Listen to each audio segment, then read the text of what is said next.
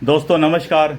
दोस्तों मैं बिमल शाही आप सभी लोगों का अपने चैनल में स्वागत करता हूं और उम्मीद करता हूं कि आप लोग सब लोग स्वस्थ होंगे एवं मस्त होंगे।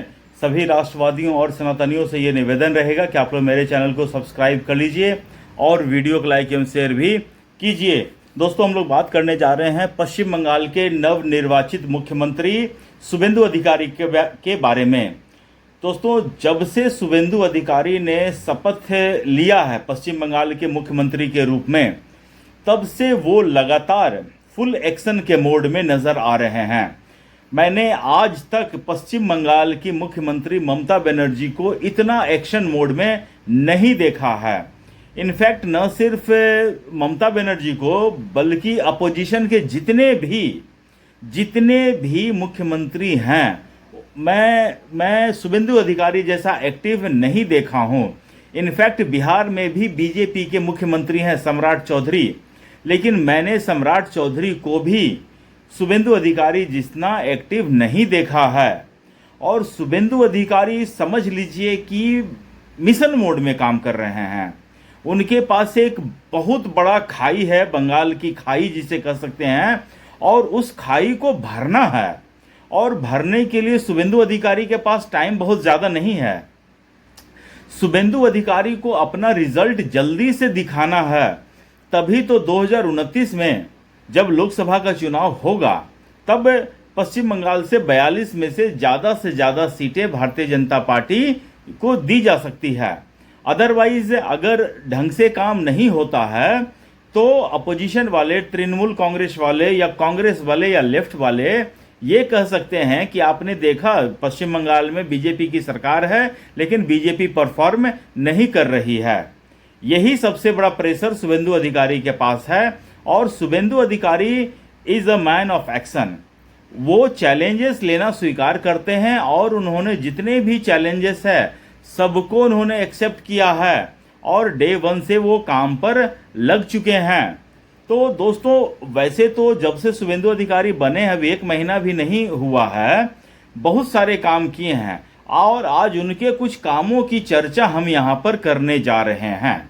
तो जैसे ही शुभेंदु अधिकारी मुख्यमंत्री बनते हैं और पहली कैबिनेट की बैठक होती है, पहली कैबिनेट की बैठक में उन्होंने बॉर्डर सिक्योरिटी को स्ट्रेंथन करने का काम स्टार्ट कर दिया है। और with in 45 days of period जो जमीन है वो बीएसएफ को दे दी जाएगी ताकि सेंट्रल गवर्नमेंट जो है फेंसिंग का काम स्टार्ट कर सके।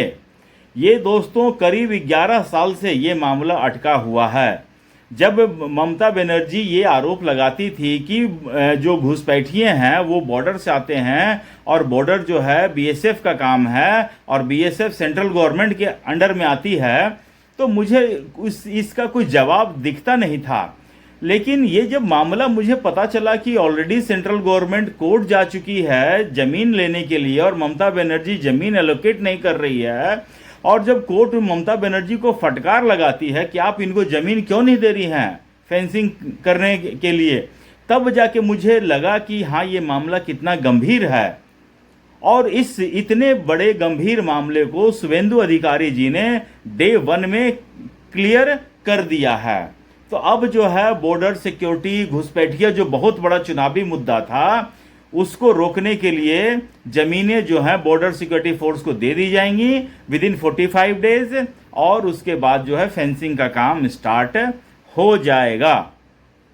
उसके बाद दोस्तों बहुत लंबे समय से जो मोदी सरकार की योजना है आयुष्मान भारत, उस आयुष्मान भारत को इम्प्लीमेंट करने का काम पश्चिम बंगाल में हो गया है। पहले कैबिनेट में ये सारा चीज़ का घोषणा हुआ है। अब तक जो है पश्चिम बंगाल के लोग नरेंद्र मोदी सरकार की इस बहुआयामी योजना से वंचित थे। बहुत सारे लोगों को इलाज में दिक्कत हो रही थी। तो अब जो है आयुष्मान भारत और अन्य सेंट्रल स्कीम को जो है स्टेट में इन्फोर्स कर दिया गया है। इसका मतलब कि अब जितने भी सेंट्रल स्कीम है सबका फ़ायदा जो है स्टेट के लोग उठा सकेंगे। उसके बाद दोस्तों सेंसस एक्सरसाइज, जनगणना का काम जो है वो स्टार्ट हो चुका है। ये भी बहुत दिन से पेंडिंग था, अब ये भी पैरेलली में चलता रहेगा। इम्प्लीमेंटेशन ऑफ बीएनएस, जी हाँ दोस्तों, भारतीय न्याय संहिता जो है वो पश्चिम बंगाल में लागू नहीं की गई थी। पश्चिम बंगाल में अब तक आईपीसी ही चल रहा था। तो शुभेंदु अधिकारी ने आईपीसी को हटाकर अब बीएनएस वहां पर लागू कर दिया गया है। अब जितने भी मुकदमे दर्ज होंगे उसमें कौन सी धारा लगेगी वो बीएनएस की धारा के तहत ही तय होगा। उसके बाद दोस्तों एक बहुत ही बड़ा कदम उठाया गया है शुभेंदु अधिकारी की तरफ से। आप अगर इसको सुनेंगे तो आप मेरे चैनल को लाइक, शेयर और सब्सक्राइब किए बगैर रह नहीं पाएंगे। वो निर्णय है full support to violence affected BJP people. मतलब बीजेपी के लोगों की, जितने भी लोगों की वायलेंस में तृणमूल कांग्रेस द्वारा हत्याएं हुई हैं, सबके फैमिली का फुल सपोर्ट बीजेपी उठाएगी। ये बहुत बड़ा दोस्तों घोषणा है। कोई भी पॉलिटिकल पार्टी अपने लोगों को अगर इस तरह से सपोर्ट करती है तो उनके जो वर्कर्स हैं, उनके जो कार्यकर्ता हैं, उसमें अलग जोश रहती हैं। मैं तो यहाँ तक जानता हूँ दोस्तों, अन्य पॉलिटिकल पार्टीज में अगर उनके कार्यकर्ता टेररिस्ट भी निकल जाते हैं, भ्रष्टाचारी भी निकल जाते हैं, तो अन्य दल जो हैं उनके साथ पूरे मजबूती के साथ खड़े रहते हैं। भारतीय जनता पार्टी ने अब अपने वर्करों के साथ, जो एक्चुअल वर्कर हैं, उनके साथ मजबूती के साथ खड़े रहकर दिखाया है और उन्होंने कहा है कि जो भी लोग हैं अब उनको जो है सपोर्ट किया जाएगा।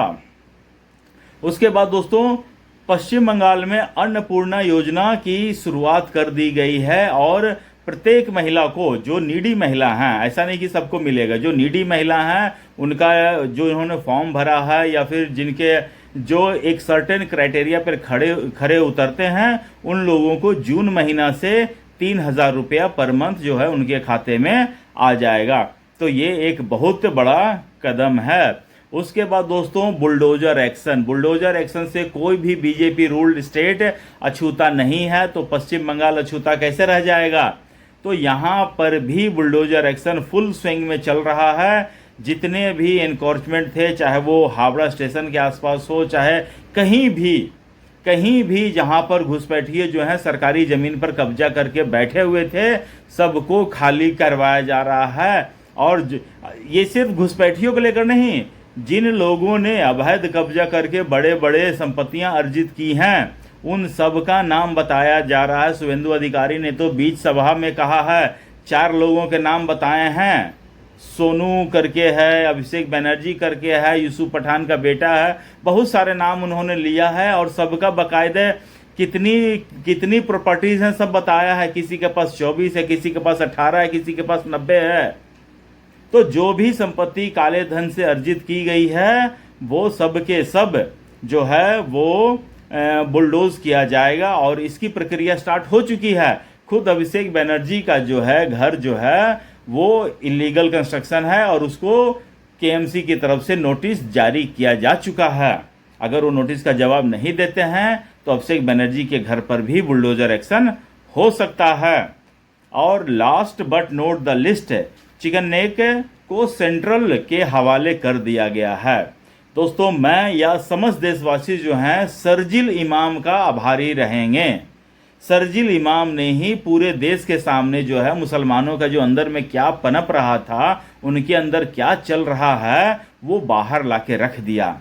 अदरवाइज मुसलमान जो है अंदर अंदर ये तैयारी कर रहे थे कि चिकन नेक को जो है अगर हम काट देते हैं तो नॉर्थ ईस्ट को हम भारत से अलग कर सकते हैं। और ये जो बयान है शरजील इमाम ने सार्वजनिक रूप से दे दी। अब जब सार्वजनिक रूप से ये बयान सामने आ जाता है तो अब मोदी सरकार जो है वो चिकन नेक को मजबूत करने के लिए, वहाँ पर इंफ्रास्ट्रक्चर गतिविधि को बढ़ावा देने के लिए शुभेंदु अधिकारी ने चिकन नेक के जितना भी एरिया है सबको सेंट्रल गवर्नमेंट के हवाले कर दिया है। अब जो है जितने भी रोड्स थे वहाँ पर सबको नेशनल हाईवे घोषित कर दिया गया है। अब उनकी डेवलपमेंट की जिम्मेदारी जो है सेंट्रल गवर्नमेंट के हाथ में आ गई है। तो ये तो था दोस्तों मोटा मोटी शुभेंदु अधिकारी का जो है इनिशियल, अभी महीने भर भी हुए नहीं हैं और इतने सारे तूफानी अंदाज में शुभेंदु अधिकारी काम कर रहे हैं। शुभेंदु अधिकारी के काम करने का तरीका, उनसे बात करने का तरीका जिस तरह से वो अपने पुलिस फोर्स को मोटिवेट करते हुए दिख रहे हैं वो काबिले तारीफ है। और जिस तरह से वो फाल्टा विधानसभा में चुनाव प्रचार करने जाते हैं और चुनाव प्रचार करते करते ही बीच में ही उनको पता चलता है कि फाल्टा का जो उम्मीदवार है टीएमसी का पुष्पा जहांगीर खान, वो चुनाव से नाम वापस ले लेता है। और मतलब चुनाव प्रचार के दौरान ही शुभेंदु अधिकारी को यह पता चलता है। शुभेंदु अधिकारी से मीडिया वाले पूछते हैं कि उन्होंने तो नाम वापस ले लिया है। तो उन्होंने कहा कि ममता बनर्जी अब खत्म हो चुका है, तृणमूल कांग्रेस खत्म हो चुका है, टाटा बाय बाय उन्होंने कह दिया।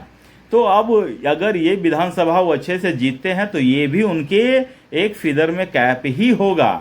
तो इतने सारे शुभेंदु अधिकारी के अभी एक विद इन अ मंथ जो प्रोग्रेस रिपोर्ट हम पढ़ रहे हैं, मैं बता रहा हूँ, ये सब काबिले तारीफ है। एक मुख्यमंत्री के लिए बहुत बड़ा अचीवमेंट है इतने सारे काम को एक with in a month achieve करना। तो मैं तो शुभेंदु अधिकारी के लिए तालियां बजाना चाहूँगा, आप सब भी ताली बजाइए। और अगर आपको मेरा एनालिसिस अच्छा लगता है, मैं जो बोलता हूँ वो अगर आपको अच्छा लगता है तो मेरे चैनल को सब्सक्राइब कीजिए, वीडियो को लाइक कीजिए, कमेंट कीजिए और अपना ख्याल रखिए, स्वस्थ रहिए, मस्त रहिए। तब तक ले नमस्कार, बाय।